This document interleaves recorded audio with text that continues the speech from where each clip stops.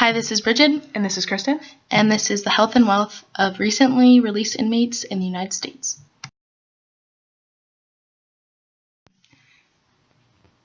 Since 2002, the U.S. has had the highest incarceration rate in the world.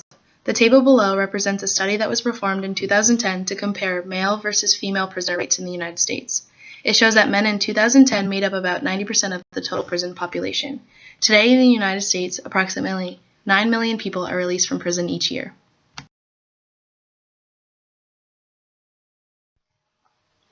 This pictograph depicts the various diseases met in the general prison population. 68% of all jailed inmates have a diagnosable substance use disorder, but fewer than 15% receive appropriate treatment.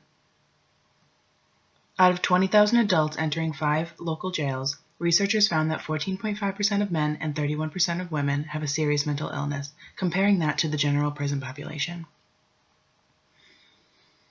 60 to 70% of youth and juvenile justice detention, correctional, or community-based facilities have a diagnosable mental illness, and over 27% have a mental illness that impairs his or her ability to function.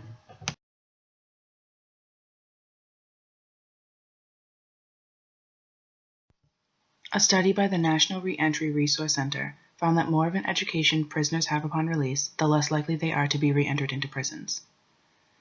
Only about half of incarcerated adults have a high school degree or its equivalent. The big struggle of reentry in both health and wealth is old addictions. The bigger the hold addiction has over their lives, the more money, time, and resources are diverted from rebuilding their lives to rebuilding their dependencies.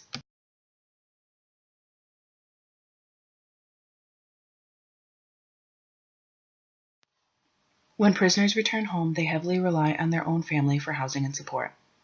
66% reported receiving support from a spouse, family member, or a friend in the first month after release. Released prisoners who find employment generally work in low-skill jobs. Jobs in manual labor, food service, wholesale, maintenance and repair, and manufacturing sectors are the most common. Released prisoners who obtain a job are employed at much lower wages than what they earned prior to incarceration.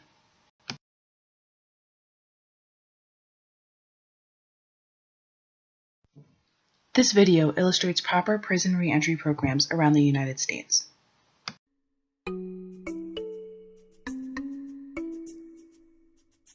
One thing we must do as a nation is welcome our returning citizens back to the community.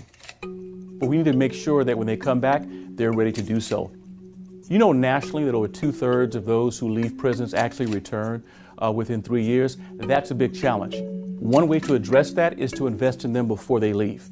I had a chance to visit the prison entrepreneurship program in Texas, where the recidivism rate is only 7%. And they do 4 things. Number 1, there's a course focused on character development. Number 2, there's a course focused on entrepreneurship. Number 3, there's a business plan competition. And number 4, once you leave, there are support services they provide. I think the program is a step in the right direction. Once you teach someone who's returning home how to take care of themselves, they can take care of themselves, their family, and ultimately the nation. By investing in people and investing in human dignity, we invest in parents, we invest in human assets, but more importantly, we make a safe and sound nation for ourselves. So what do you think can be done to help returning citizens from prison? Also tell us what ideas AEI scholars should focus on in 60 seconds.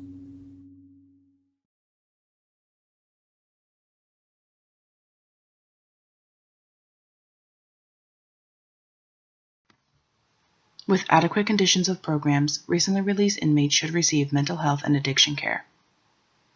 Proper reentry programs should include mental health treatment, job training, family counseling, substance abuse counseling, and basic health education programs.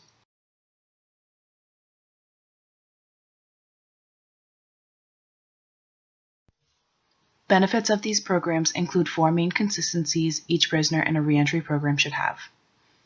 For their survival outside of prisons, each inmate should receive gate money or money received at time of release, shelter, soup kitchens, receive peer support, and continuity of medications. Stabilization is an important part in reentry programs. Employment, transitional residence, drug treatment, and clothes are utmost necessities.